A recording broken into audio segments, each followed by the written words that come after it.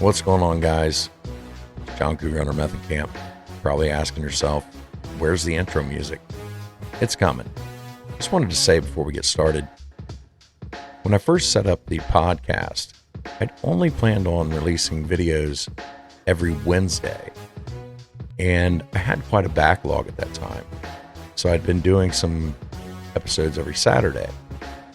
From here on out, I'm going to only do Wednesday releases.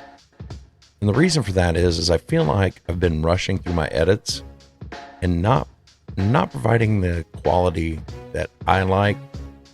And hopefully, by going down to one day a week, I can spend a little more time editing the videos and to give you a better experience. So with that, let's start the show. It looked like a dog, you know. They call it like the dog man or something. I mean, this thing was built. I mean, this thing was rugged. I mean, it's something I wouldn't want to tangle with it, you know. One night, I'm sitting there and I had a dead body in my bed. Yes, that's when I started hearing the doors opening and closing and then walking through the house. And I am my biggest critic, because every time I was like, man, I could have done that better. Man, that audio sucks. Man, that video sucks. So I am trying to improve with every episode. Welcome to Myths, Monsters, and Mullets. I am your host, John Methenkamp. If you have a paranormal encounter you'd like to share, you can email me at mythsandmullets@gmail.com. On tonight's show, Chumming with Spirits comes on. And we did a collaboration, so you'll be seeing this episode on both my channel and their channel. And it's kind of a getting to know each other type episode. So you're going to hear a lot of my paranormal encounters, as well as some of their paranormal encounters. And I'm sure we're going to be doing another episode in the very near future. Hey, welcome to Chumming with the Spirits. We have a special guest with us today, John with You're the Myth, Mullets, and Myth, Monsters, and Mullet. yeah, that's what I said. Yeah. Sorry, We've had way too much to drink. We've been drinking way too We much. apologize. We're a couple hours into this. Hopefully, you can catch them on TikTok, YouTube. Do you have Spotify. other channels? Spotify. Spotify. Love Spotify. That's going to be upgraded here in March, though. I'm getting ready to start Red Circle, so I'll be on all of them here very shortly. Nice. Nice. Like, we do Rumble, Instagram, Facebook, Yeah. all those others. And then stuff. we use RSS to do the podcast. do the audio version. It does to all the Apple, Amazon, Spotify. So his TikTok his is just fun to watch. I was watching, you were interviewing people, talking, and I just started having a blast watching. So I'm like, I have to message this guy. I got to say something. I got to get his attention. Hopefully he'll come onto our podcast and maybe we can I'll come be onto honest. his. So you let me know. I found you. I'm on TikTok at JD Parachum, and I followed you. I actually not that your TikToks aren't bad. Your YouTube, I really enjoy your YouTube. You come across great. I've been watched it. So that was like the TikTok's good, but yeah, the whole video that you have really good conversations with people. So. Absolutely. So we'll put that out to you people that are watching this. You really need to follow and watch him on all of those. Yeah. I like your outlets. OnlyFans, by the way. Just saying. Yeah, I mean, we don't want to talk about the midget right now. yeah, so I mean, well, when you get a mullet like that, you might as well take advantage of it. Yeah. So do you want to start the episode off? Okay. We're doing Chumming with the Spirits. Actually, Chumming with the Mullet. Yeah. On this particular episode, we have John with Monsters, Myth, and Mullets. That's close. Myths, Monsters, Myths, and Monsters, Mullets. We'll get there eventually. You know what that means? Yeah, Fireball shot. Yeah, But we greatly appreciate you taking the time, especially the last minute, to be able to hop in. Oh shit! I guess we're doing it. Didn't even wait. I didn't bring my fireball in with me. Dag on it. We'll have to ship you a case of it, so next time you'll be ready. We'll get you a party keg of it for sure. Absolutely. We can do that. We can definitely do that. So we'd like to ask you how you started with what you're doing now. So it's kind of funny. My TikTok, if you look at it, up until about September of last year, everything's comedy. few years ago, I created this character called John Cougar Hunter Method Camp. And it all started because a guy at work bought this fake mullet. And we were just sitting around bull crapping, and we come up with this John Method Camp and Meth Jagger. And we were in this fake band. You know, we just started coming up with all these backstories for this character. Well, I took it and ran with it and created a whole YouTube series of John Cougar Hunter Method Camp. And basically he is a ladies' man from the 80s that's stuck there. And he only dates older women, you know, things like that, women over 35, things like that. And I just ran with it. And so back in, I want to say late July, late August, we were camping, and my family owns a 120 acre farm over in Indiana, or I'm sorry, in Ohio. I'm in Indiana, but a large portion of it's wooded. So we go back and we primitive camp throughout the summer. Anytime is nice. Well, there was one night, my wife, she had went to bed early, and I'm still, you know, probably drinking a lot of PBR and whatever else falls in my mouth. But I decided to get on TikTok Live and just start asking people if they had paranormal encounters. And it just kind of took off. Like I was doing it out in the woods, you know, campfire. That's the only light I had. And I just started just doing it. Well, weather got colder, so I started doing it on my couch. And people started, responding to it. So a buddy of mine that I met at the Ohio Bigfoot Jamboree, he's like, dude, just start a podcast. So that's how Myths, Monsters, and Mullets got started. Was basically, I was just sitting around campfire asking people for their ghost stories. And I decided to keep the Method Camp mullet and just roll with it. So yeah. So while you're watching my lives Sunday nights, 7 p.m. Eastern time on TikTok, you can you'll see me. I mean, I do take it serious. I have conversations with people, but John Method Camp sometimes works his way into the conversation, and we keep it pretty lighthearted. So that's awesome. That's a little backstory on Myths, Monsters, and Mullets. That's really pretty parallel for how we started with Chumming with the Spirits. Yeah. You want to enlighten? So we've been investigating together off and on for 10 years. Yeah. Way before pre-COVID, but we've tried a couple different TV shows, tried long format episodes. We ended up, we were sitting around having a few drinks on the couch in somebody's basement, and we're kind of talking about, telling stories back and forth. We all have experiences, some of them together, some of them separate. And I'm like, it'd be kind of neat to be able to just talk about that as a group, kind of like chumming with the spirits. We're drinking, getting people relaxed. Because what we find out, like when we've gone to a couple places, like most people you go, if you ask them, have you ever had a paranormal experience? 90% of the time they're going to go, no. Mm-hmm. That 10%, they're really going to get active. But if you're having alcoholic drinks and you have a couple drinks here and there, and OG says, this is my experience, this is what I ran into, or I go, well, this is what I had when I was growing up. Then they'll go, well, this one time. Yeah, there's that one time. That one time that turns into 15 other times that their brain just didn't want to really talk about. And then they're like, oh, yeah, I remember those footsteps. I could hear them go up the stairs. And you're like, okay, you think that might have been, that might have been paranormal, come to think of it. Yeah, nobody there. You're hearing footsteps come up to your room. Right. So that's how we kind of got started. Yeah. Goofing off pretty much, just talking about personal experiences, and then we've gone into a whole bunch of different topics. For sure. It's funny because when you talk to some of these people, like I remember Juan and the correlations that you and him had as kids, and he's hearing you talk about these experiences, and he's like, well, son of a bitch, like, now that you mention it, I had those experiences too, and I don't know why I never thought that they could have been paranormal, but why'd you have to bring those up? Yeah. So yeah, and there's the conversations that we have and have people on. Like Juan's a real good friend of Yeah. OG, Yeah. going way back. He grew up in St. Louis in a early 1900s house.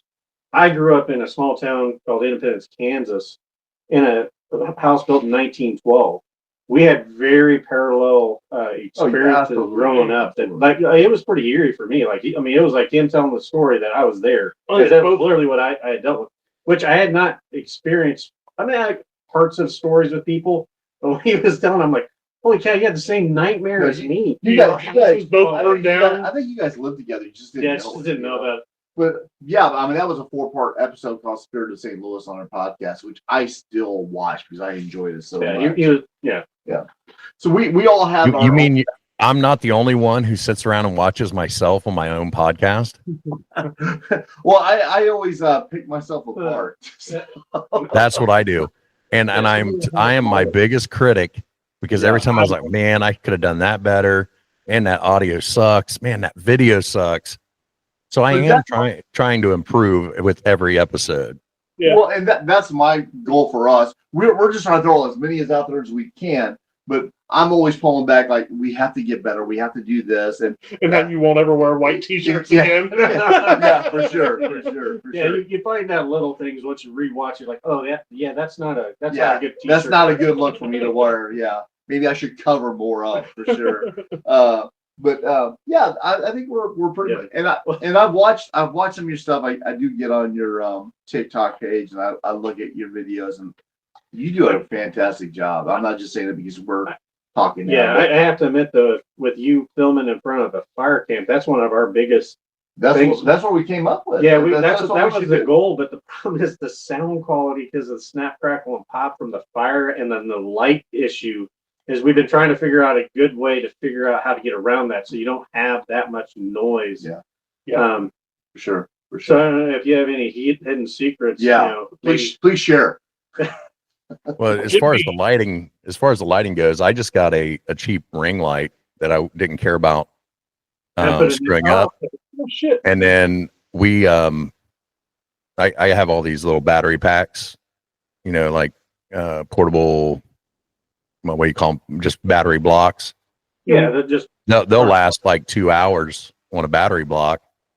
So I just set that up a little farther away, change the setting to make it not so much like fluorescent lighting like it looks right now.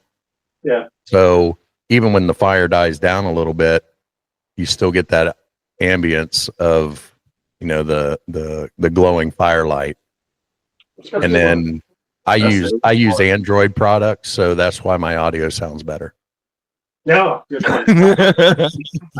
That's what I use too. Yeah, they make fun of me all. No, honestly, I do. I have the battery packs and the Harbor Freight light kick, so we can do it. Just the sound quality, like when our first live we did in a brewery. Oh, shit. Holy cow! How much noise! And it was brutal. We went on an investigation to Elkhorn, Wisconsin. For the Beast of Bray Road. For the Beast of Bray Road. A bucket list for us. I'm sure you've heard of it, John. Yeah, I was just listening to that episode of your guys' the other day. Oh, really? Well, we apologize. We were pretty. That was really hard. I was watching the Chiefs game at the same time, so I was really having a hard time staying focused during that. That brewery was amazing. Their beers and the food. The people were amazing. People are great. And their pretzels. Oh yeah. My God. Yeah. But we didn't. There's a fine line of having really good equipment and then having mediocre equipment. That the mediocre equipment works better because it doesn't pick up everybody's voice. For sure. Like we did not realize how much audio was going to be picked up off the mics in that place. Yeah. I mean, it turned out pretty decent. Like Parachum was able to get a lot of that noise. Some of it canceled out, and difficult. But like every time we do a live or we go somewhere, it's all like 99% learning curve of like, oh, let's not do that again. Right. Well, even the bigger guys. I mean, you listen to Tony Merkel or Wes Germer, when they do live shows, it sounds like crap, but you just have to put up with it because that's the nature of the beast. You're going to have all this background noise Right. where you're not in a studio where you can control everything. So people that listen to that stuff, they understand that you're not in a controlled environment. So there is going to be the background noise. So I try not to even think about that. No, Yeah. I like that a lot. So, Go ahead. just to throw it out there, I wanted to get your interpretation of like what your interests lie. Like in the paranormal, JD's more into I guess you would say the ghosts and that kind of thing. Yeah. OG's more cryptid, and then I'm more, I love the alien aspect and Right. UFOs and that kind of thing. So we kind of When you have ground each most other out. supernatural. Yeah, and Go ahead. most of my experiences are paranormal as well. I mean, I Yeah. have no cryptid experiences. Now, Larry Parachum has an amazing video that he can never share, but I've seen it. You keep bringing that shit up. A cryptid in the woods, and it's absolutely. If you ever watched The Predator, it's just Well, dead nut on. It's an amazing yeah. film footage. It's amazing catch. I wish you would bring that out to the public to show it, but I would like to hear your story. What's your first encounter, whether it be cryptid or paranormal? Can you give us some of that, John? So I'll give you a quick synopsis of what happened to propel me into the paranormal. Sure. So the same guy that bought the fake mullet that I used to work with, he and another guy at work, they had done some small paranormal investigations at like people's houses, saying that, hey, my house is haunted. Can you come over and look at it? Well, I live about 20 minutes from the Randolph County Infirmary in Winchester, Indiana. And it's been featured on a lot of paranormal shows. If you look, you can find it. But we're like, it would be cool if we just got a group to go down there and investigate it. We all watch the shows. Sure. Things like that. So a group of us got together. We went down there, and I'm getting ready to release. It'll probably be into next month. It's all the footage and stuff that we got while we were there, but we had from the get-go, just everything started happening. We had the typical batteries dying on equipment. We heard some weird things, felt some weird things, but we decided to do an Estes experiment, and we don't know what we're doing. we watched it. We watched it on that show Hellier. Yes. And we're like, man, that would be cool to do. Let's do that. Can So, you explain to us, John, what the SC says? So if you're watching, say, like Ghost Adventures or whatever, they have the spirit box, the one that goes through the radio stations, and you hear the Right. Most annoying tool out there, right? Right. Right. And it sucks whenever you're trying to go back through audio when somebody's using one of those. Yeah. So, but anyway, more than anybody can ever explain. Right, because you can't hear an EVP or anything during that. So it's like it's brutal. It's brutal. It's horrible. I basically when I was going back through all this footage, if that thing was playing, I just ignored all the audio because there's you don't know if that came from that speaker or what, because you can't tell what directions it's coming from. It was horrible. But it looks great on TV though. It does. It looks good on TV. Right. And Right. literally after listening for 5 minutes of that shit and review, personally, I'm ready to blow my brains out. Yeah, Oh, yeah. yeah. Right. We did a small episode. I don't even know if you posted that one yet. We haven't posted it yet. Yeah. Because it is. It's like people don't understand. Like we watch on TV, it doesn't sound as loud as what that thing actually is, or is annoying. And Yes. it's like it is. It sounds neat when you hear a voice come across on the TV. Like No, it's like going to the grocery store and your wife gives you a list and you forget something. When you get back home, it's it's absolutely brutal. You just can't take it any longer. I'm sorry, we're getting off subject. Sorry, go ahead, John. So in the Estes experiment, what you do, so everybody isn't listening to that annoying static sound, you attach headphones, and one person wears the headphones while wearing a blindfold. Oh, yeah. And, I've done it. and all their job, their only job is to repeat what they hear. Yes. They can't hear the questions that are being asked. They can't see lips moving, anything like that. And they're supposed to just repeat whatever they hear. Well, again, we don't know what we're doing. This is our first time ever trying this stuff. So the first guy sits down to do this Estes experiment in what was the morgue of Randolph County Infirmary. And we didn't know it at the time, but we had that sweep pattern way too fast. So he basically only heard white noise. All he heard. And I think we'd originally said we were going to do it 15 minutes apiece. I was just looking at this video the other day. He lasted, I want to say, like 6 minutes. But what happened was he was sitting there. We're asking all these questions, and he's not saying anything. He's just sitting there. And we're like, this is a bust. This isn't working. I knew this crap was fake, whatever. And so we're just sitting there, and we're like, well, we agreed to 15 minutes, let him stay under for 15 minutes, whatever. All of a sudden, this guy starts like breathing really heavy, and he starts swaying like back and forth. Like, what is he doing? And we're even making jokes. Like, is he dancing? What is he doing? Well, then he starts breathing even heavier, like hyperventilating, breathing heavy.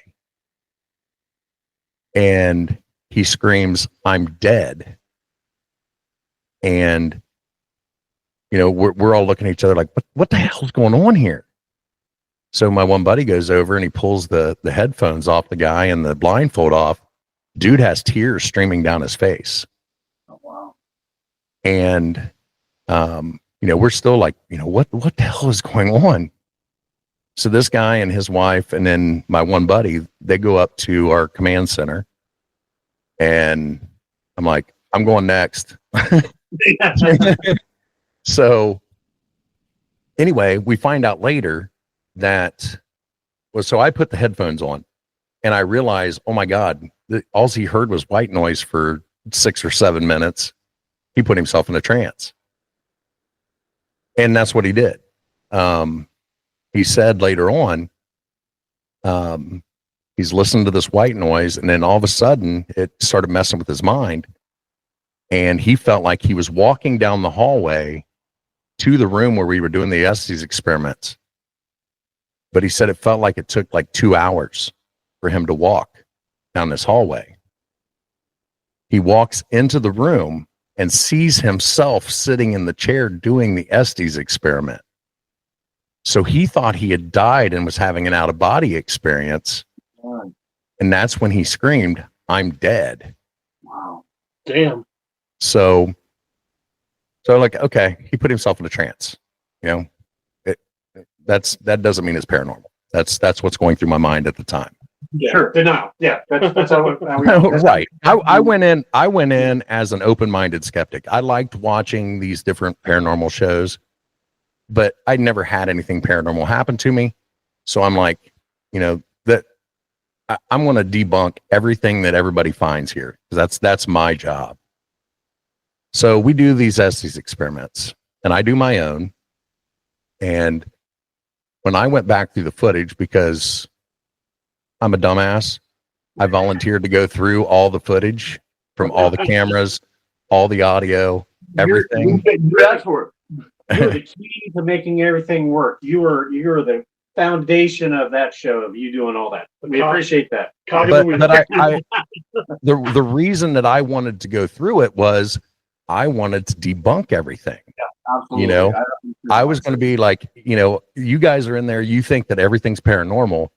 I'm going to watch this stuff. I'm going to listen to it, and I'm going to figure out what it really was. Right. So I had already volunteered for all this stuff before we even started. So I start going back through the footage. Well, when I was doing my Estes experiment, I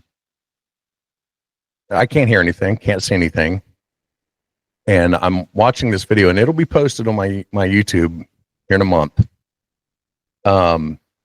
You can hear this couple and the guy that went up with them. No, actually, it was just the couple. Come back into the room. You can hear them coming down the steps. I say, she goes, or it may not be in this order. She goes, intruder with child, or with infant, or something along those lines. So after watching all this video, I go to the guy who had that out of body experience. I'm like, you know, I don't want to get too personal, but is your wife pregnant? And all the color leaves his face. He's like, why? And I tell him what I heard. And he's like, she was at that time, but she lost the baby. Oh, damn. Nobody knew that there. But I said, intruder, she goes, intruder with child, or whatever, as they're walking in the room. Okay. But at that time, still don't know. I didn't know that. I didn't know this till months later whenever I'm going through the footage. So while we're doing these Estes experiments, I'm like, there's too many people here. I can't, we can't get any kind of evidence with all these people in this room, like following each other around, talking and everything else. Sure. So Randolph County Infirmary is like 50,000 square feet. It's, there's a basement, 2 levels of like where people lived, and then an attic. Well, the group wanted to go up to the attic to do more Estes experiments. I'm like, I'm staying in the basement. I'm staying away from everybody. And I'm going to do a solo investigation by myself in the basement. Nope. Good for you. And the reason I wanted to do this solo is because I had watched some of these paranormal shows where they had done investigations there, and they did get a lot of activity in the basement. Well, I'm in this kitchen, and I was like, you know, look, I've seen some weird things tonight, batteries dying, whatever. But I need you to prove to me that ghosts are real. So I knock on the countertop next to me. I'm like, make a noise, do something, throw something, do something. In the room next to me, something bangs. It answers me. Like, okay, you got my attention. Still could have been a coincidence. So I go into that room. I'm like, okay, got my attention, but unless you can do it again, it was just a coincidence. Bang, it happened again, right in front of me. This sound. I'm like, okay, you got me. You got me. You got my attention. Later on in the investigation, a bunch of people left. Ends up only being like 5 of us left. We're back down in that same room, and we're gathering up static cameras and things like that. I still have my audio recorder going. We had one video camera going, and I say to the one couple, I'm like, are you guys staying down here to do a solo? Because we were getting all kinds of stuff going on down there, and they had talked about staying down there by themselves. About this time, a rock comes flying out of the darkness and hits the cabinet next to my leg. Everybody's on camera. You can see everybody, where everybody's at. And this rock hits the cabinet right next to my leg. Okay, go surreal. You got me. Yeah, it's Go hard to surreal. deny. There's you cannot convince me otherwise now. I mean, there was no explanation for that rock coming out of the darkness in an enclosed building and hitting the cabinet next to my leg. There's no other explanation for it. You know, I knew where everybody was. There was 5 of us there. We're all 5 on camera. And to be fair, like, there's no denying it to me. I was going to say, even with all the experience I've had growing up, pretty much most of the houses I stayed in were haunted. OGs had first. I'm still a skeptical. That's got to be the air conditioning kicking on. That's got to. Your brain goes through all those steps until you finally hit that last one. You're like, okay, maybe that was. Maybe there's something to this. But yeah, when you have something like that, like out of nowhere, you have a rock hit. You're like, that's fantastic. fantastic. Who cares if somebody kicked the rock? Who cares if somebody threw the rock? Something just moved a rock towards you, and you're like, I don't have an answer. Well, it's funny because you mentioned the Estes session, and I actually have an interesting story that I don't think I've ever shared with you. Well, we did one in the back in Sherville together. Yeah, one in that jail that we got some stuff too. Not the Estes session. Okay. Yeah, we did an Estes session. Did we? I don't remember that shit. But okay. Yeah, well, that was also you invited something into your body too, so it was a little choice of words is important. In a jail, don't say I'm open to being entered. You have my permission to enter my body. That's probably not a good thing to do. But yeah, no. If you guys don't mind me sharing this experience, please do. Well, that's up to John. Yeah. You want to hear? No, go ahead, because I'm going to be using this video too. So go ahead. So this was during COVID. So I want to say like 2019, 2020. Is this before the walking pneumonia or after the walking pneumonia? It was definitely after the walking pneumonia. It was after our stupid decision to sit in a chair that we weren't supposed to sit in and broke the world. But that was pre-COVID. They broke the world. Yeah. You know, there's a story behind that. Yeah. We'll talk. I still don't think they correlate, but fucking odd. Yeah, you cursed the world. Go ahead. Causation, correlation, no. We're at a place called the Vale Mansion in Independence, Missouri. Pretty amazing place if you look it up and see pictures of it. I don't know if they're still doing investigations there because of the Historical Society or whatnot. But that's besides the point. It was me, Jason, which you guys know, Elijah from Apex Paranormal, and our friend Miles, who's legally blind and whatnot. Who sees them? And they were like, "Let's do an Estes session." And I was like, "What's an Estes session?" And they explained it to me, and I was like, "I'll do it." So we're on the second floor, and there's a little alcove on one side of the building where you can sit, and it's like kind of like a book crook or whatever. I don't know. With windows around it. Yeah. So I sit in there in a chair, and I start doing the Estes session. They go. I didn't realize this until afterwards because I don't like to be by myself. I had my blindfolds on. They went literally to the opposite end of the mansion onto a fucking servant stairwell. Excuse me, I don't know if I can cuss on your podcast. I apologize. Maybe edit it out. It's fine. So I'm sitting there, and like, even if I had my headphones off, I wouldn't have been able to hear them asking questions.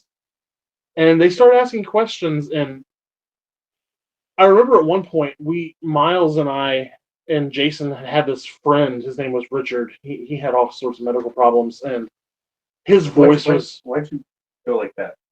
I don't know. That's besides the point. But his voice was very distinguishable. Like he was part of our bowling league and whatnot. Very deep and gravelly, like someone that had been smoking for 78 years, but he wasn't 78 years old. Yes, 16. I specifically heard his voice come through on my headphones. Like, it was undenying that it was his voice. Like, I knew that voice. And I think it said, like, I'm okay, or hey, what's going on? Or so. I don't remember exactly what it said. But I was hesitant to, like, say anything because I was like, oh, that's just weird. And then it came through again.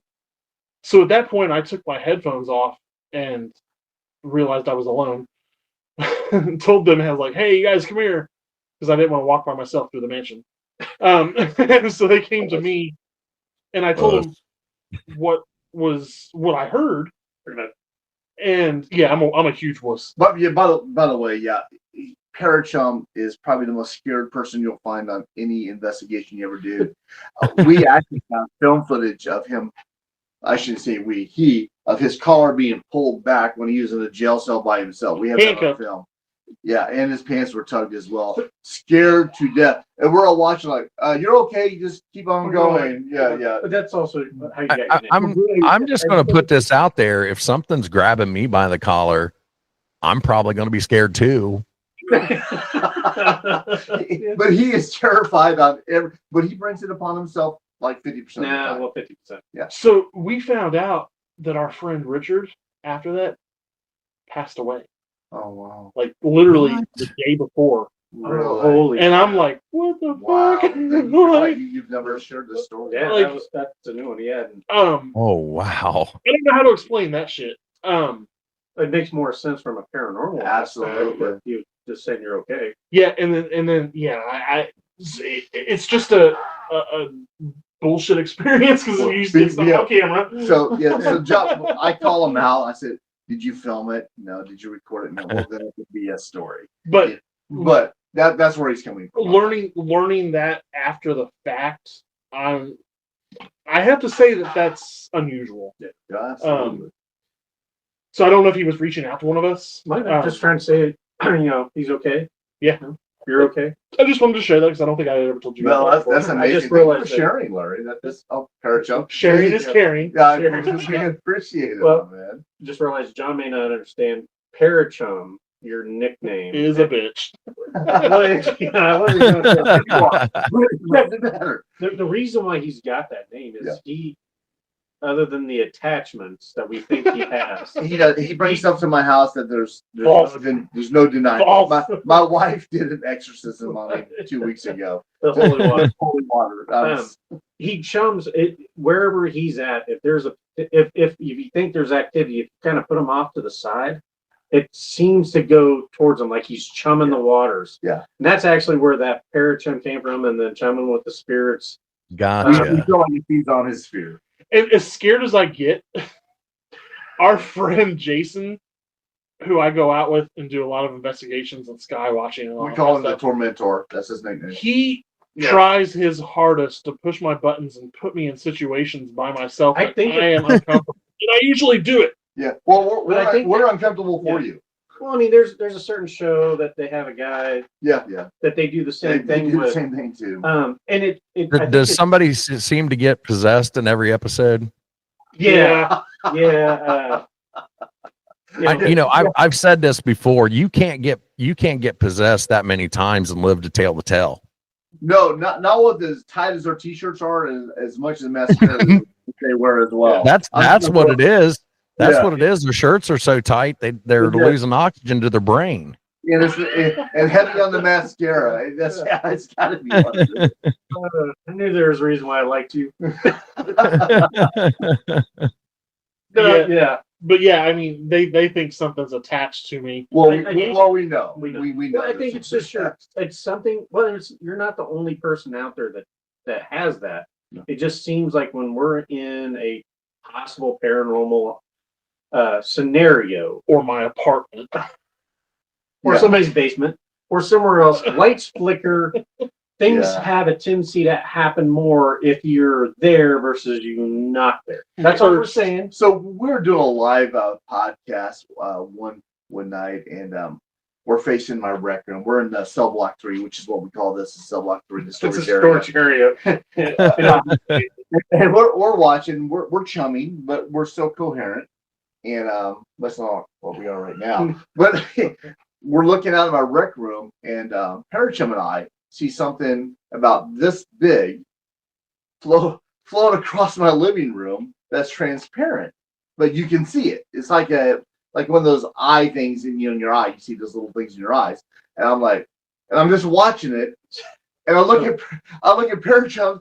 I go, "Did you see that?" And he's like, "Yes." I'm like, "Oh my God, this is my house, by the way." Yeah. And we look and he happens to be looking in his bottle. So like we're like, I'm literally looking at these guys, and their eyes go from regular to literally saucers, like cartoon. Their eyes just get really large. And in my peripheral, there's, of all things, a bottle of whiskey sitting in front of me. I see something in the bottle of whiskey reflect out of it moving, and it caught my. Because there's nothing in the living room. There's nothing out there. Matter of fact, we're actually recording out there just my kids collection. That's all that's out there.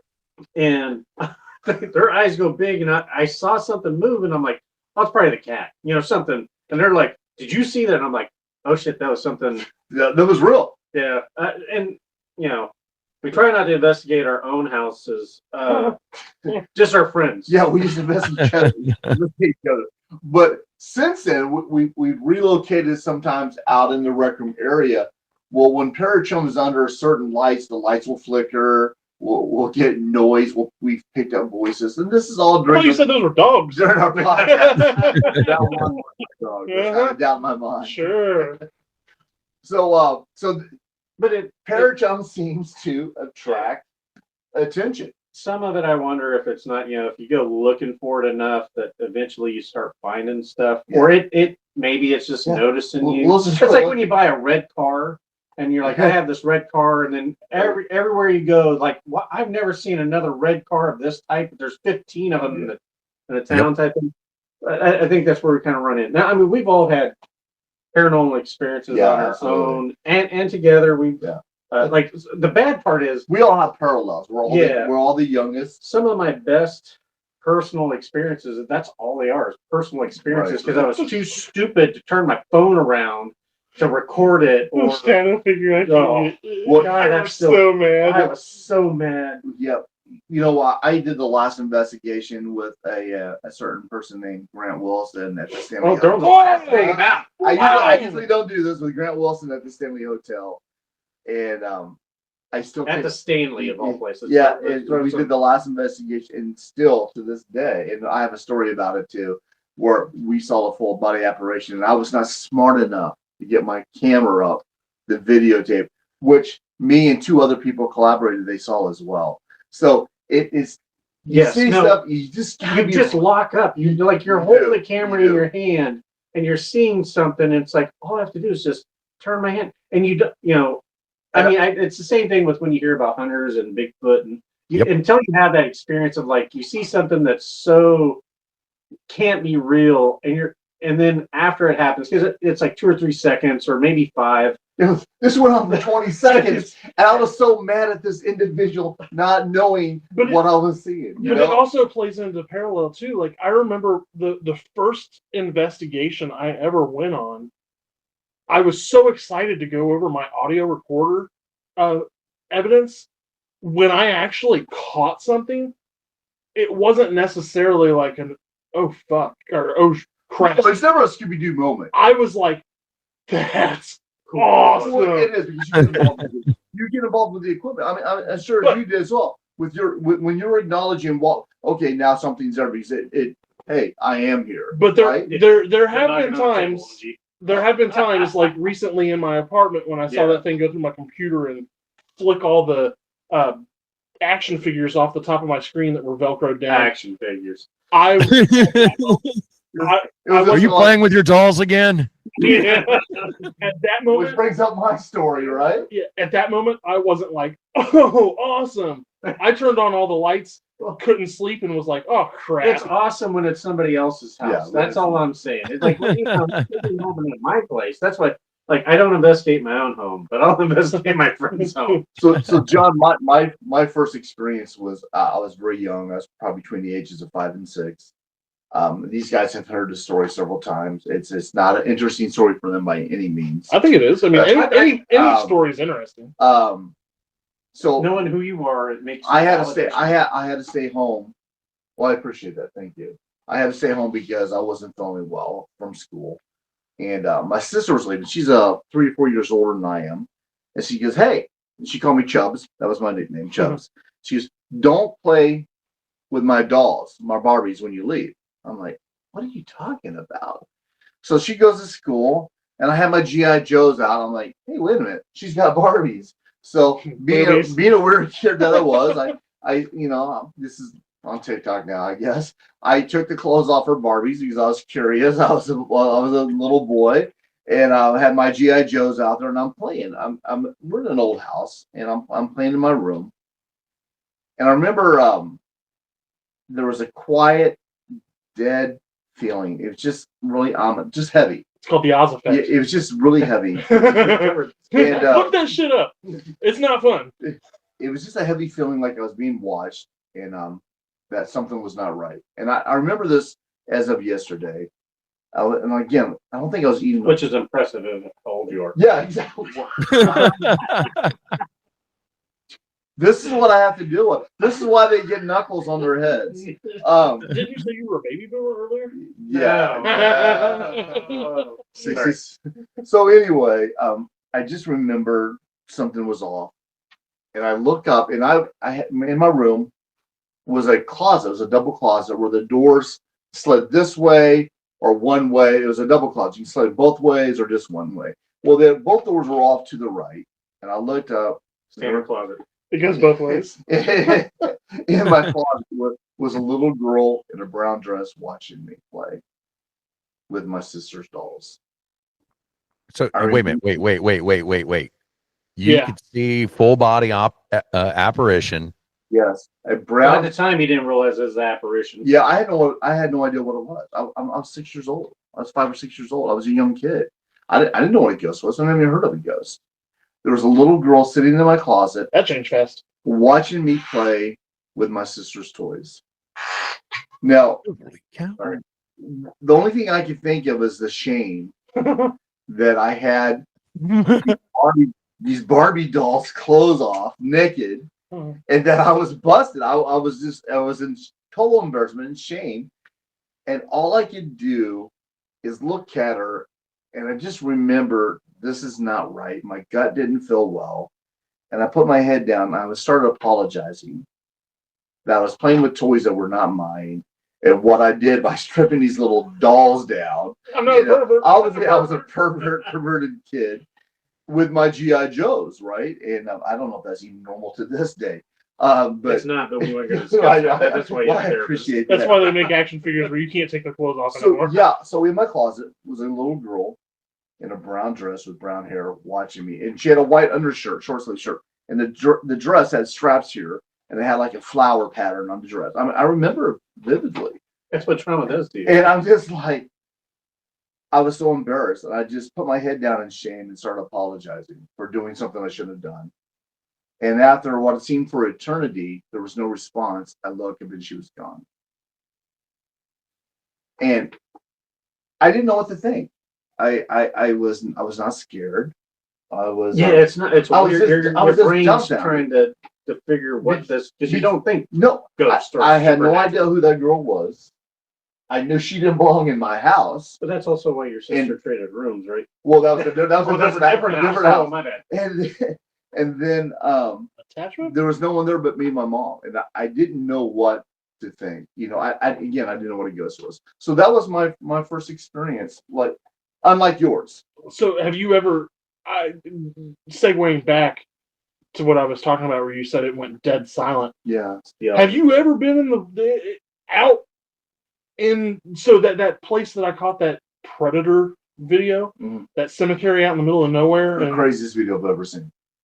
Jason and I went out there one time, and I experienced the Oz effect. So you're out there in the middle of the night, and you hear frogs and crickets. Sure. That's when a predator's around. All of a sudden, everything just goes dead silent, and you're like, That's "Oh, a predator. Yeah, it is. That's a predator. And it's known as the term is the Oz effect. It to me is way more freaky when you're in a forest. yeah, in the woods." In the woods in general, because you hear everything's good, and then everything goes silent. Well, That just means a predator's no- in the area. No wind, nothing, Yeah. and that happened when we were out there. Oh, I just remember it being heavy. My balls sucked into my stomach. Sure did. So far.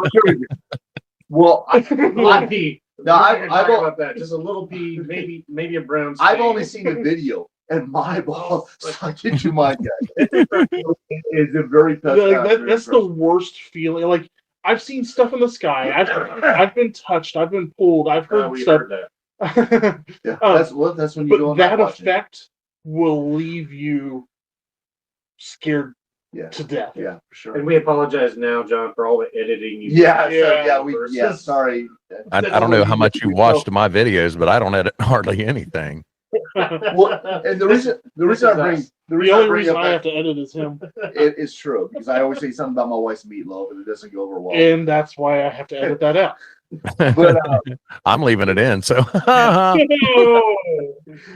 that same timeline, the reason I bring it up, John, not only is it my first experience, what I feel like got me going into the paranormal world, it just had to have. In that same timeline, I'm in the same house. I remember waking up in the middle of the night. It was the same age, around the same age. Oh, yeah, this is a good And it's probably the most terrifying thing ever happened in my life. one.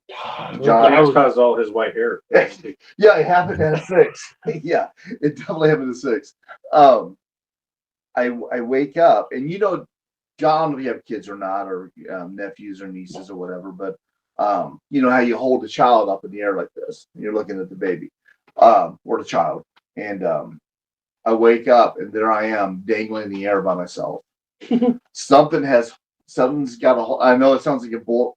I tell my guys, if you don't have video, it's a BS story. Well, did they have video of that back then? Oh my God. oh wow. Wow. And this is why you may never see her chum on this podcast again. That was a one. So I wake up and something's holding me in the air like you would hold a child, and I'm looking down. There's nothing in front of me. My legs are dangling. I'm probably 3 or 4 feet in the air above my bed. I never asked you On the this. room. Did you feel something holding you? I felt something holding me. That's Something like a creepy. parent Yeah. picking you up. Yeah, like. And how old were you again? I was between the ages of 5 and 6. So Okay. it's not people dangling Well, there. and keep this. So this in is mind. around the same time as the little girl in the closet. Absolutely. That's why I Okay. bring it up, because this is the same house, the same time, and I just Most people don't remember. remember that far back, by the way, because it was that traumatic. You remember it all. I absolutely remember. I remember like it was yesterday. Sounds like I the Bell don't know if, Witch as a story. child, if you ever been in so much pain, you wanted to cry so hard that no sound was coming out. But that's what Yeah. happened to me. Oh, I've had that during like I was sleep paralysis. I was screaming so hard and crying so hard, I was not making a sound. Yeah, that's And I remember that I was so terrified, and I had no what was holding me, because it was not my dad, it was not my mom, and I ended up passing out. I just remember going blank, and then the next day I woke up. I know. I don't think I've ever asked this. Did you ever tell your parents about these experiences? No, but I do remember when I woke up, I ran right to my mom and dad's room, and I jumped and held my mom until I quit shivering, because I was just so terrified. And they didn't ask, why are you doing this? I was a mama's boy, so Okay, no. more likely, it might have been par for the course, but I just remembered so much terror because I just didn't understand. Yeah, no, I wouldn't It was probably understand. just a family member, being glad. To see Yeah, Uncle Uncle Buck. Buck. So you don't even remember like falling back down to the ground or being No, I remember He's waking. passed out. I remember waking up, half my body on the bed, half my body on the floor. That's terrifying. So Wow. that was my first experience at a young age. And he remembers all the way back. To, It was. I mean, like what, I how will many never decades forget ago? it. Oh my gosh! Wow. Wasn't We're we really not that far apart in age. I'm just giving them a hard time. It was, We are. It was back in this. Yeah, well, yeah. It was back in the 70s, Yeah. the early 70s. So I can tell you that.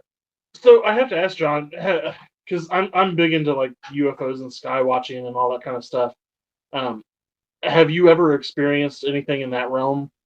I can send you a video that I just got about 3 weeks ago. Please do. Absolutely. The problem is it's off a cell phone, so all lights in the sky looked exactly the same. But Yeah. my wife was with me, and I'm driving, and she is commentating on what we are seeing. So No way. there's two witnesses to this. I saw your wife's podcast, or your introduction. You better watch it. She's going to take over your podcast. No, so that's funny. The only reason that she did that introduction for me is because we thought TikTok was getting shut down, and I kept begging her to get on camera just one time. She thought this was going to be the last one we were ever going to do of these lives, so she's like, "Okay, I'll do it this one time." Well, now I'm trying to convince her to start doing some more audio work for me. So So I have one question. Is that her real hair? no, dude. Every time I find a odd looking or funny looking mullet, I have to buy it. I thought you said watching the video, and I could be wrong, but she's like, "No, I won't come when it's like this." Yeah. And I just started laughing so hard. So when you listen to my comedy videos, I reference Charlene Mething Camp. And that's my right. That's right. that's my wife. And so we actually this is we're getting off the paranormal topic here, but I apologize. We do that all the time. and it's fine. But we actually when I was doing all these comedy videos, we were going to do a movie, and we were going to call it the Cougar Witch Project. And the whole premise behind the movie was John Cougar Hunter Methenkamp's missing. These other cougar hunters are out looking for him, and we got a bunch of people from work and our spouses, and we got all these stupid costumes from what we did is we went to Dollar Tree and Goodwill and just picked out the trashiest stuff that we could find. And because everybody in this storyline lives in a trailer park. Yeah. So my wife, she got there's old foam rollers for her hair, the biggest, gaudiest sunglasses she could find, a freaking pink moo, and yeah, I mean, just whatever we could find that just looked like trailer park. And then she did her makeup, just horrible. And she actually filmed a scene in the Cougar Witch Project. But the problem is, no matter how good your idea is, and no matter how much PBR you drink, unless you have a script and quality audio equipment, your movie's not going anywhere. And that's what we found out.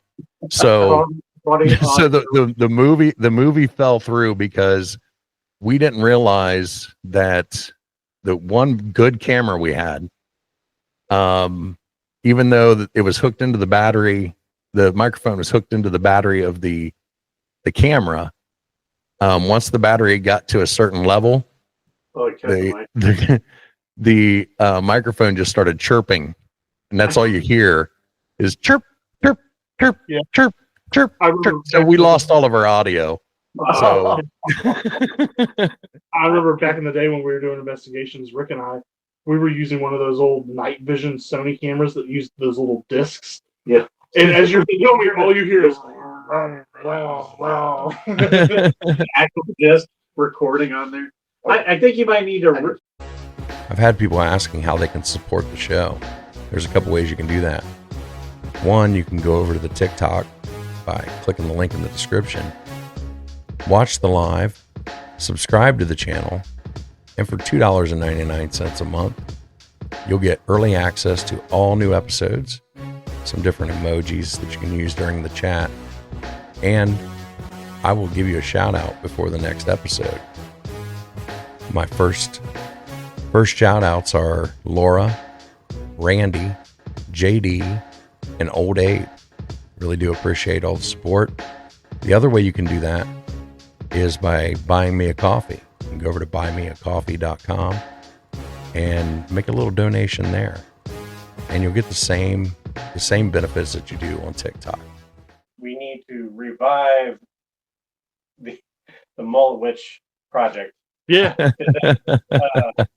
I think you have a great idea on that, because I'm gonna put it back over here. I remember when that movie came out, and I laughed. I threw up so hard. Well, yeah, I do too. I had to send it back to the fucking motion sickness. It was the worst. Well, I mean, like they did the cop style video and all that, but I just laughed because like the guy threw away the map, and they're lost out in the woods, and they find those stick figures, and like, first off, there's water. Follow where it's going.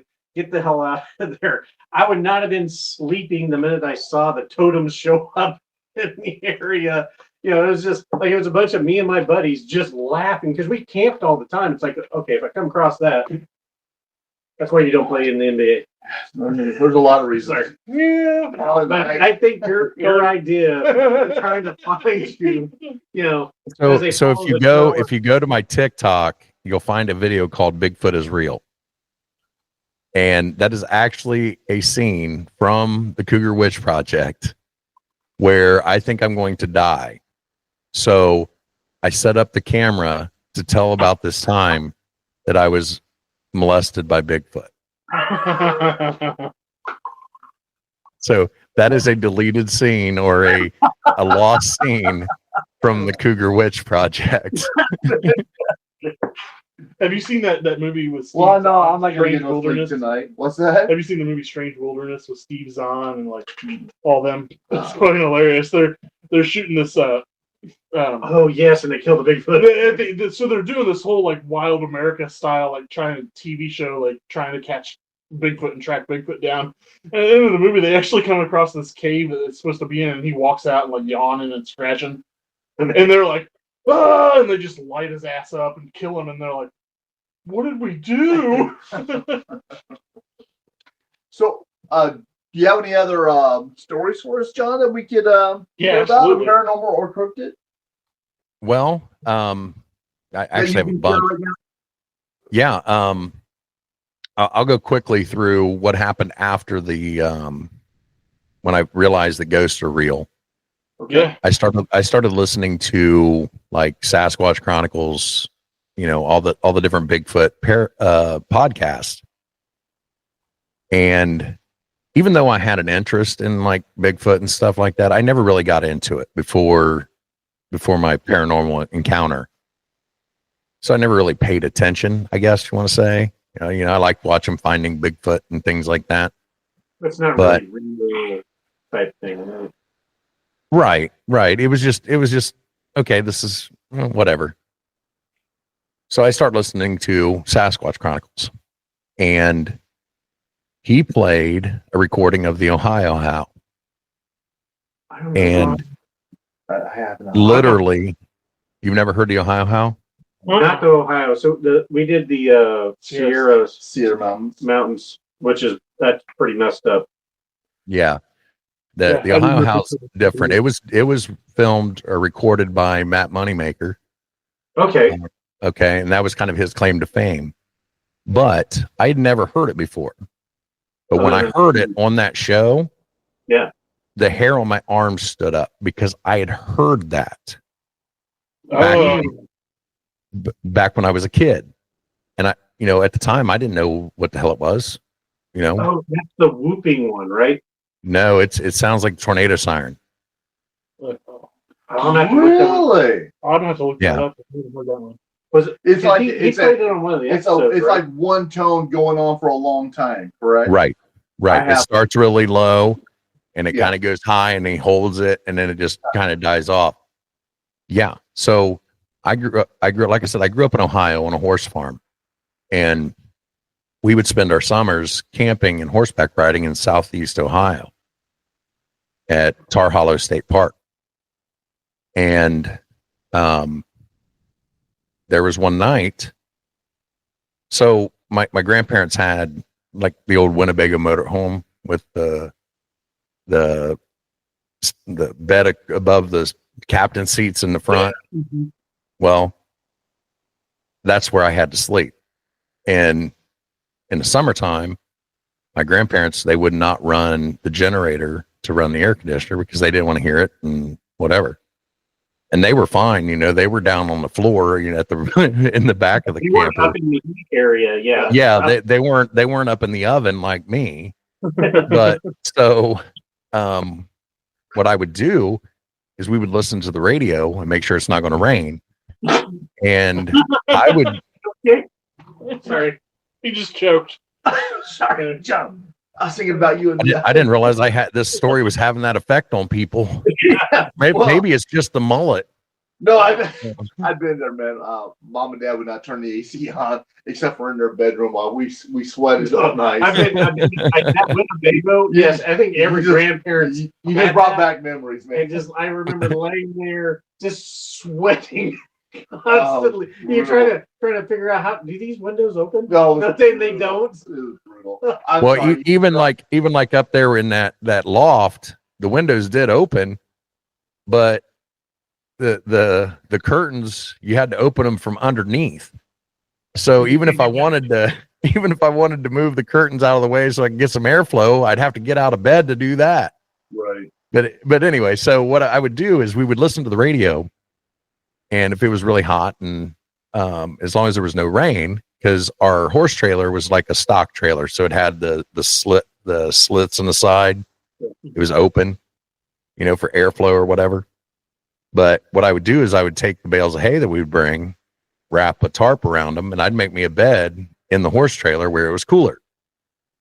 Well, there was one night, I woke up and I heard what sounded like a tornado siren. Well, Tar Hollow State Park, closest town is Londonderry, Ohio. And it takes like 20 minutes to drive there. So it's a pretty good distance, and you're in the middle of the state forest. The horseman's camp down there is in a valley. So there's all these ridges between you and the town. So I'm like, it sounds like a tornado siren, but not quite. It was Well, like there shouldn't be a tornado siren out that far, right? right. There's like, but I'm, so at this time I'm probably, I don't know the exact year this happened, because, at the time, it was just something weird that happened. I know it was before I turned 16 and probably after I turned 11. So somewhere in those years. So around 1990. So anyway, this siren sound wakes me up, but it didn't sound exactly like a tornado siren either, but close. So I listened to it, and it goes off for maybe like 30 seconds. And then it just cuts off. I'm like, that's weird. What the hell was that? And, when it first woke me up, I thought maybe I dreamt it, whatever. So I'm sitting there. A couple minutes later, does it again.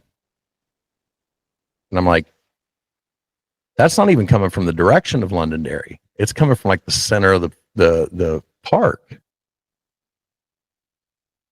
Cuts off again.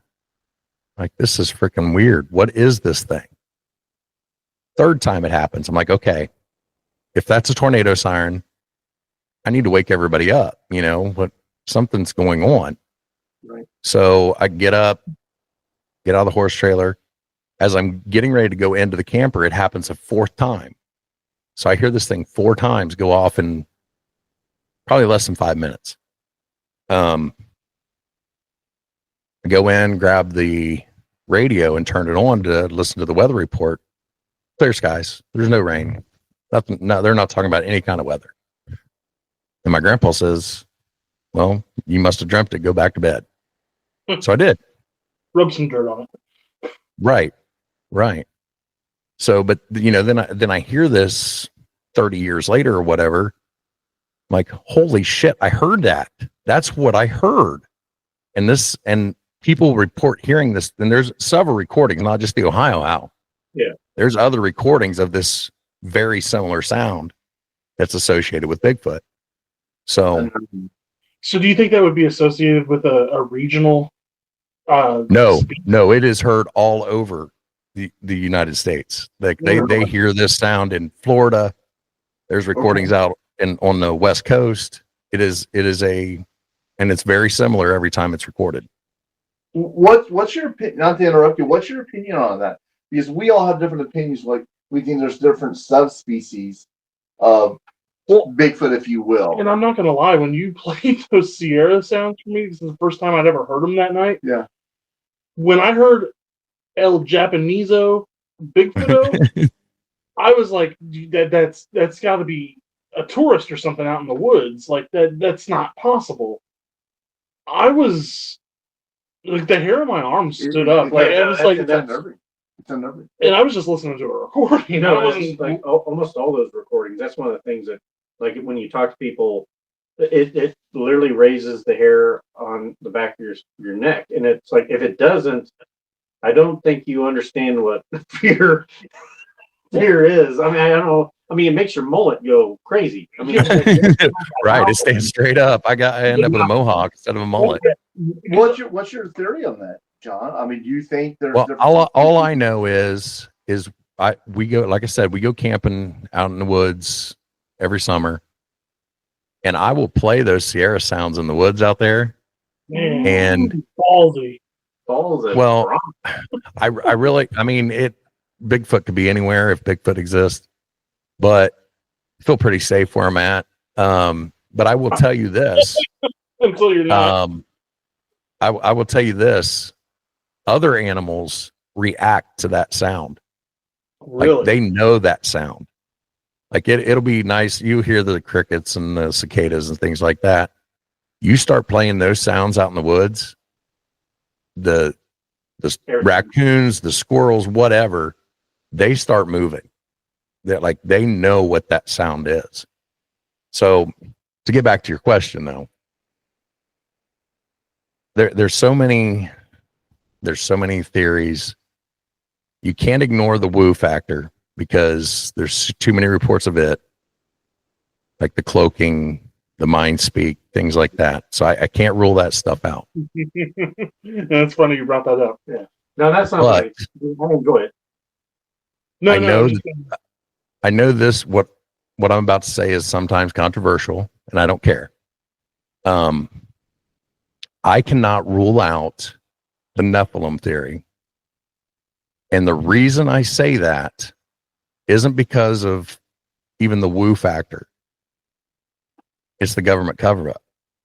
Because there's one thing that the government does not want to be true, and that's religion.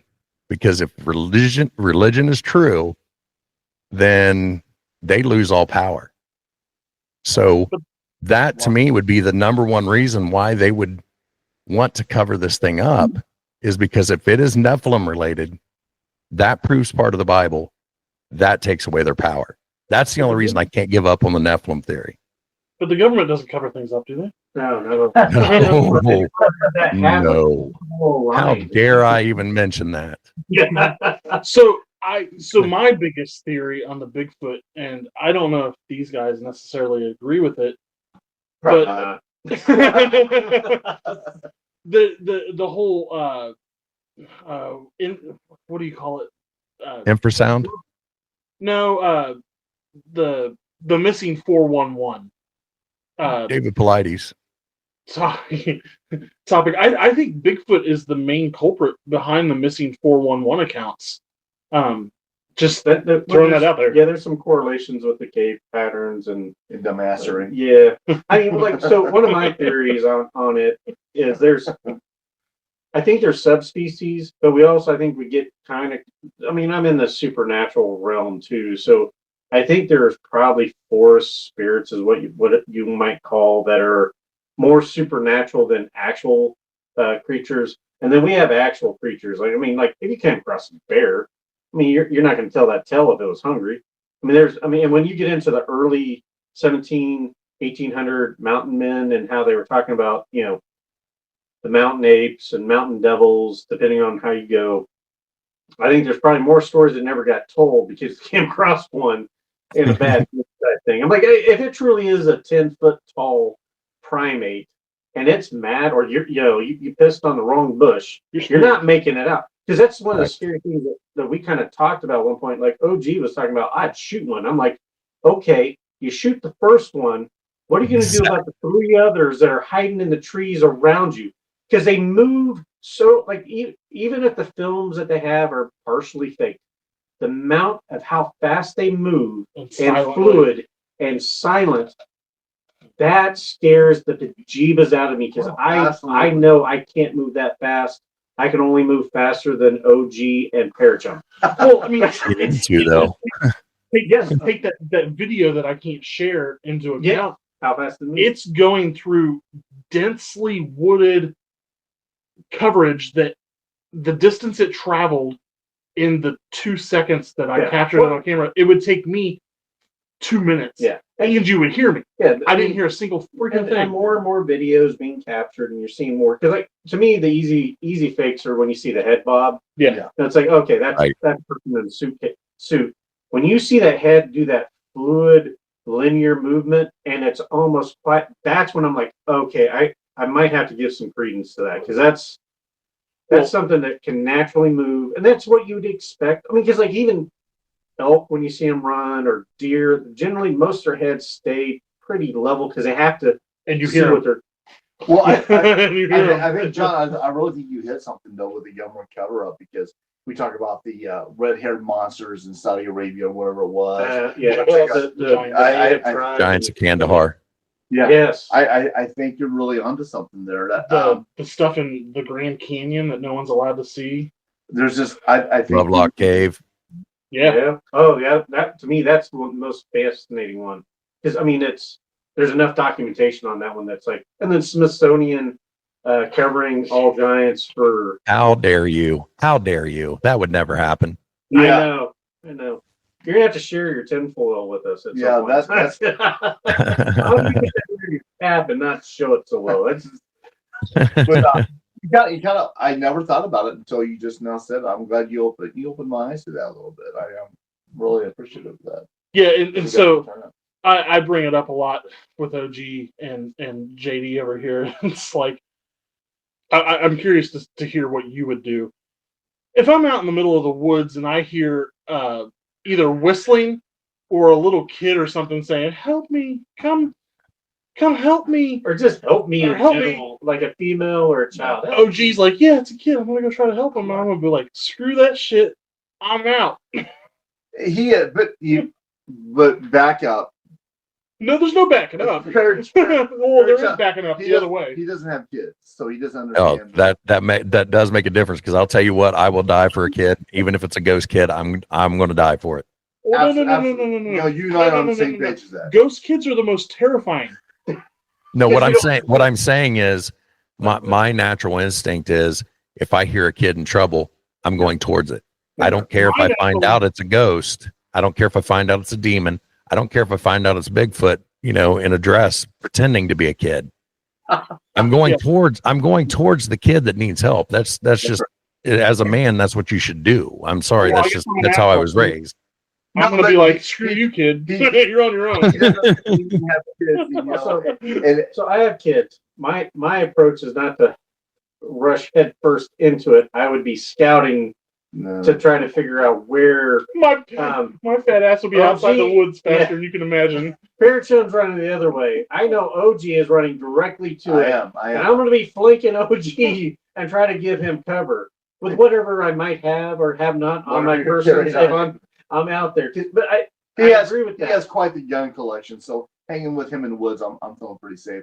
But saying that, I hear like you. Yes, no, I understand exactly what you're saying. If I hear a kid in stress, I'm there. But the help me, or I think the whistling is the one that bothers me the most. That's a little different though. So no, And why is it that if you ask anybody from Appalachia what to do if you hear whistling in the woods after dark, everybody knows you don't answer and you get the hell out of there. There's something to that. Yeah, it's called a survival instinct. The ones that go looking don't survive. do you think it's a natural, I guess, Darwinistic? No, it's a No. Let me delve here. Do you think that it's a natural Darwinistic, evolutionary, kind of bait tactic to pretend to be a kid? Yes, Because they know most people are going to feel sympathetic. have you not heard about the crocodiles that have learned to flip upside down and wave their arms around like they're drowning to get humans to jump into the water so they can eat them? Yeah, let that son of a bitch drown. Yeah, exactly. That's evolution. It's the uncanny valley. There's at some point in time we have had to deal with something that looked human enough but creeped us the F out that we back away. Yeah. It is, I mean, everybody had like arachnophobia. Most spiders shouldn't be enough. Even the most deadliest ones generally are just going to rot off a large chunk of your skin. But we're at some point in time, we had something that could definitely kill us because everybody's like, no, I ain't.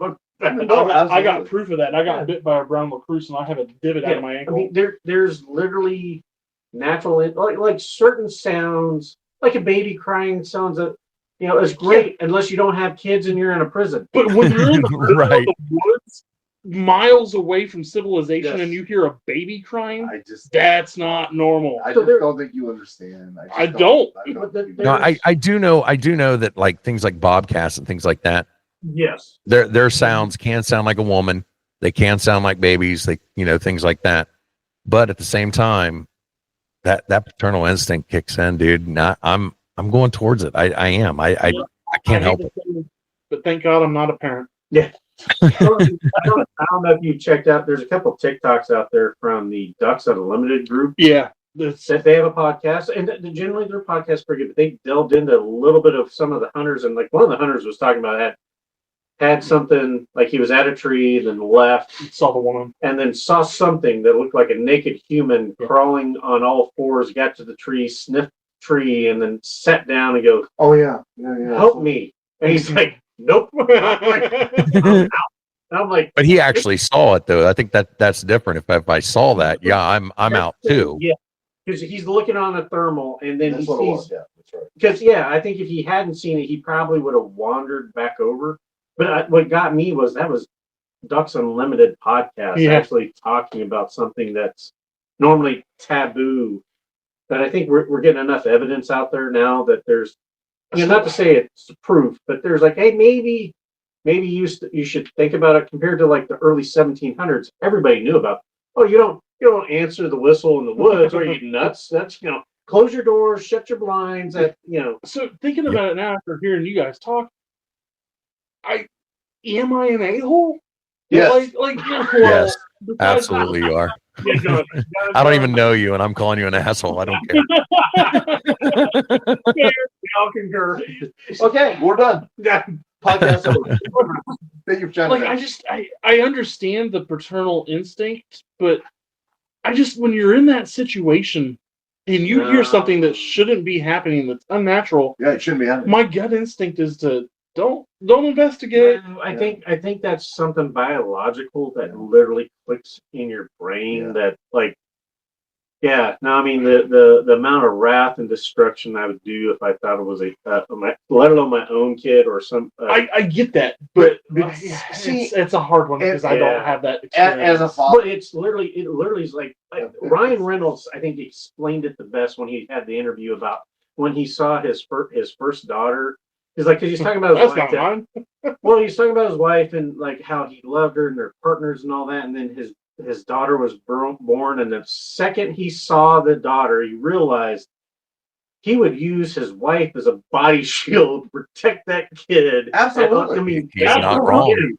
No, that's correct. It literally is like a light switch. Yeah. Like the hell has no fury that I would do to protect my own kid, let alone another kid that I think is No, you're right, and I don't want to get off the subject too much, but I remember when Liz and I were we had a cabin out in Siren, Wisconsin, off Crooked Lake. Cabin in the woods. It was cabin on the lake, Siren, Wisconsin, on Crooked Lake, and she wanted to go down. She wanted to go see this waterfall. So we had the kids. The kids were 3 and 5, and we had a baby stroller for Brandon. He was in there, and she wanted to go see this beautiful waterfall. So we're following this path, and I'm thinking, my God, we're in Wisconsin. There's bears out here. What the hell are we doing? This first thing. So I'm getting more angry as we go deeper and deeper into the woods to see this natural waterfall. And I'm thinking, if I'm a bear, I like fish. I'm going to be at a waterfall catching fish. So I'm looking at my wife and I'm thinking, if a bear jumps out, I'm grabbing my kids and I'm knocking you down and taking off with the kids. Because I'm so angry that she's making me do this, right? So I understand Ryan Reynolds saying that's a real thing. Yeah. You're going to do everything. To me, for me with my kids and that it was literally like a light switch. Like I didn't have those feelings before. That's 100%. And it literally like clicked something that 100%. like biologically was like, okay, I will do whatever it takes. Absolutely. And I have to say, I'm living or dying. It's just weird. And I have to say, I hope that happens to me one day. But at 41 years old, I'm kind of probably not. I've seen. I've accepted it. Well, redheads. Yeah. That's all I can say. So I mean, this might be a little off. John I've enjoyed our conversation so much. Would you be open to doing another one at a later date to talk about? Because we're talking so well and it's going so fun. It's just like we have so many stories we could tell you about paranormal experiences, I know on Our own stupidity on Yeah. paranormal investigation. If you're going live tomorrow, if I can get Larry, hopefully you'll be out of town. I might jump So on. by the time you're going live, I should be available. I'll be in California. I'll hop on a live on. I'd be glad. I'm definitely gonna hop on. Larry and I did an investigation at the Kansas City Masonic Lodge, and I saw, as well as Rick, a shadow figure, and I'd be glad to jump in on what we found in that investigation. And I decided to go chase after it because I mean that's I was totally Well, he was coaxed. I was the only one that went and looked. Probably not a good call. Yeah, and I've got thousands of stories I could share. Yeah, for sure. Yeah, absolutely. Just if you guys want to come in, 7 p.m. Eastern time tomorrow. What time I start on TikTok, and I would absolutely be willing to come back on because I didn't even tell my my rake story.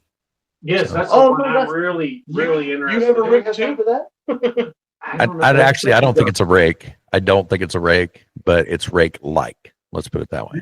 Do you have time for that now, or would you rather save for another time? That's up to you guys.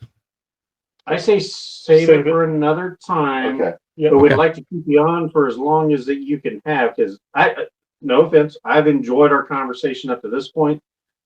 He's got a plane to catch. No, I mean I can go another hour. I think Because I have more questions. Yeah, Sean has more questions. Like, where do you buy your mullets? That would be. Well, yeah, that's a main question. Amazon. I can send you the link. It's easy. It's like $13 for 3 of them. It's Oh, I'm gonna be wearing mullets. You should. That'd be a good look for you. You already wear the trucker cap. You might as well throw one on. And like we've they, had. By the they way, come in 3 colors. I just got this hat and I love it. Hell yeah, I like that. But so we've you got also had- you got blonde Yeah. Okay. All right. and we got black. So I think the blonde looks better on you. I like the one you're wearing now, though. I think it looks good on you. That's Yeah, the best. I give out all the blonde and black ones to my friends, and I keep the brown ones for myself. So I think But- the next time we get on and do another co-op, we'll have to get a couple of those just for you. Oh, that's a nice one. Absolutely. Oh, that's Okay. great. I can wear my Rastafarian one. I got a blue one somewhere around here. You have to send your address, and I'll send you one of our Parachum shirts. Fuck yeah. Yeah. I'll send you a couple books too that I've written. Yeah, we got some. Heck yeah. We're big on giving stuff away for free. It's probably our downfall. So I think we pull the T-shirt out there when it comes to. Oh no, I agree. When it comes to The guy who drew it's a fucking genius. I'm just saying. He wears a helmet and rides a short bus, but he's a genius otherwise.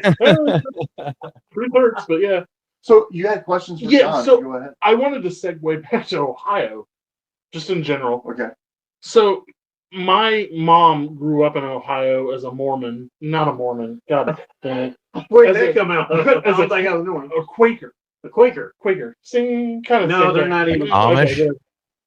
good. No, but they were like hardcore religious, and Okay. her mother, which would have been my grandmother, I think I only met her once. She died when I was like 2 years old. Your mom's mom would be My your mom's mom. grandmother. Yes, That's correct.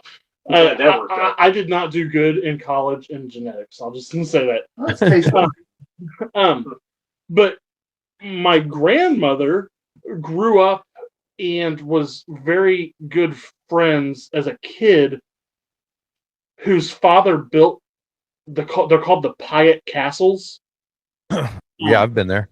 And she remembers, I guess, my grandmother telling her stories that she would like play in the castles as a kid and the grounds. Have you said you have been there? Yeah, I'm pretty sure those are the ones that are over by East Liberty, Ohio. Yes, they are. Yeah, I've been to both of them. I've been trying to get into those, and they don't like to be associated with paranormal. What's the pipe? No, you won't be able to go in there as a paranormal investigator, but they do tours. I actually reached out. And this was like probably 10 years ago. I reached out to the elderly lady that ran the castles and asked about the paranormal, and she said no. And then I on the phone, I talked to her about, well, hey, my grandmother grew up with the son of the builder, and remembers playing, and we had this long conversation on the phone. I wish I had recorded it. Which would But- be illegal, but you know. Without permission. Yeah. But what Mama doesn't know doesn't hurt her. Are they, as a historical perspective, are they interesting to go like check out and see? Because I've never been to them myself. I think Castle is Loose term. yes, they're stone mansions is what they are. Yeah. And I see pictures. They're pretty cool. I mean, I've been through both of them. They're really neat. I just think it would. Would be I fun go to do. back? Probably not. I'm wondering what this is about. I was just curious if he. Because it's in the area. It's in the area. I was just curious if he'd ever been there. Jesus Christ! Am I allowed to ask questions? Whoa. Whoa. I'm joking. We're gonna have to check you But out again. The main one I was curious to see if you had ever been to, and I know it's I don't know if you're allowed to record or do anything or take pictures there, but it's the Snake Mound in Ohio. Oh, Serpent Mound. Serpent Mound. I'm Um, sorry. Thank you. I think you were, the way I understand it, and that's actually not too far from Tar Hollow where I had my my Bigfoot experiences. That's um, interesting. I'm pretty sure you can take pictures. I'm not sure about video though. I Yeah. know because they've ran that one dude off who was trying to do that documentary down there. That's I'm what I not was- sure about the video, but I'm about 90% sure you can take still pictures. But These Indian mounds. Or Yeah, is it- it's like when you look at it. you've from- never heard of Serpent Mound? I've heard of that. I really don't know the heritage of it. He's had a sheltered life. We give him a hard time about this stuff. Yeah, no. Well, the bad part is there were more mounds than just the Serpent Mound that got wiped out because they weren't protected. They're like, Yeah.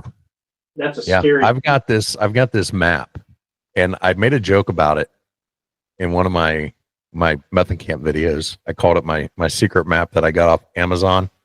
And but it lists all these paranormal and his Bigfoot sightings, UFO sightings from Ohio, and it's like 5 foot tall and 4 foot wide, and it has all of them listed. There's thousands on this thing, but it also lists Native American sites.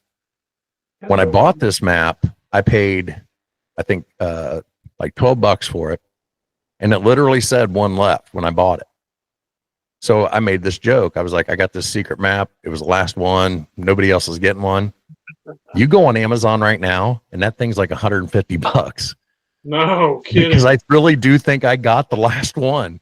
But yeah, it lists a lot of the burial mounds, and the Adena people were in the Ohio Valley, and that's who built all the mounds and all the Native American stuff in that area. So Well, there was I don't know who the theoretical I never heard of stories that. of giants in certain mounds when they tore them down that the Smithsonian came out And and, took the bodies and and destroyed them. disappeared. Not that I'm overreaching or anything. have you ever heard of his name? His last name is Zimmerman. I'll get back to you. No, I think it's like Hans or not Hans and Franz. Sorry, isn't Hans? I do want to say it's Hans Zimmerman, but that just doesn't sound right when it's coming out of my mouth. Isn't he like a musical score director or something like that? No, he actually he did a book called like Encyclopedia of the Mounds or something like that, and he discovered or found like 90 different mounds basically in my area, Indiana, Ohio, that were on like private property and stuff. You know, we have one here in Kansas City that no one knows about. It's down next to the Kansas City. Would it be Fritz Zimmerman? Fritz Zimmerman. There you go. That's it. Fritz Zimmerman. Thank God for Google. Yeah, Google Yes. really helped. Yes. But I was listening to him on a podcast, and I was like, oh, that's pretty cool. You know, he found stuff in my area. Well, after I call it the thing. You watch my YouTube channel, it's my encounter that I had back in November with the rake-like creature. I started looking into all this stuff in my area, like what the hell's going on here? Oddly enough, in the county that I live in, there was a mound found with oversized skeletons. No way. Yeah, literally like 10 minutes from my house. No, so when you guys say, Well, I'm sorry. Okay, Go that's ahead. okay. I'm sorry. What happened to the remains? Smithsonian. The took care of it. Smithsonian didn't take them. Fritz did. I don't know what happened to them. I That's don't the know what problem. happened to them. No. I mean, all the ones I have researched, they found the mounds after they've like tore them down. They find these, and most of the stories that I could find talk about the Smithsonian because they notify the government about it. And we're talking like the early 1900s. And don't they legally have to? Well, that's what they. Well, they no. trusted the government back then. Yeah, the problem Well, was there is that, they right. weren't historical sites. It wasn't until the 1940s that we started realizing these mounds, oh my God, they're megalithic structures and when you talk to the Native Americans in the area, predate their civilization. They're like, oh no, those have always been there. They're a sacred area. Like Arkansas, Kansas, Ark City, that was a site of 1 million plus people, Indian population that were just now realizing how big the city was. There was one now they're figuring out Oh, in sure, KC. sure. Yeah. So what happened was when not Columbus, but who came after for the Fountain of Youth? Ponce de Leon. When he came in, we brought a shit ton of diseases, Mhm. and it wiped out. So we literally We would hand it off to them in blankets. Well, no, that was later. We Okay. did that at a different point. But when horrible people. the Mayflower showed up, we were literally landing on the land of Native Americans that literally went through the apocalypse. And what we saw of what they had was just the stragglers left of wiping out millions of people because of Yeah, it was other a people. metropolis. But in theory, Don't you have to? don't- my temple. Don't you have to notify authorities though when you're digging and finding? You're supposed to, but at that point in time, they weren't even considered historical sites. So when you're talking about, I'm sorry if I'm cutting you off. Go ahead. When you're talking about oversized bones, like On average, 8 Say- foot or larger. okay, that's Yeah, pretty big. so because that was one of the arguments. They're like, well, when somebody dies, their bones get spread out, and you have to take in. And the problem was they're like 8 to 15 foot tall. Maybe an inch or two. Yeah, and that was the problem. They're like, well, if they'd been 6 foot to even 7 foot would have been maybe because of the way these people. That's Well, okay. and then the rumor is they had double rows of teeth, which goes into Yes. the Nephilim theory. Exactly. Really, I never heard that. You're Oh, right. dude, yes. Double row. Double rows of teeth, 6 digits on fingers and hands. That's all goes back to the Nephilim. And you start looking at a lot of the ancient. They didn't have the effects of eating. Like if you eat a human, you're going to have all sorts of diseases because the way Homo sapien has been evolved. The dose was the Division or there's a different breed of humans that didn't have this problem, and there's Yeah, I don't. I think we might have to have another conversation on that. Let's go down that We can have conversations on whatever you want. This stuff is this. I just love it. I love it. I just saw your eyes light up. And I'm like, okay, that's probably another So 2-hour conversation because I would love to get in that. So one. does this correlate with the crystal skulls, the Nephilim? Yes, absolutely. No, well, kind of because Yeah. we're gonna have to stop. We're gonna have to stop because we're gonna do this for hours. And yeah, one, I gotta take a piss bad. So.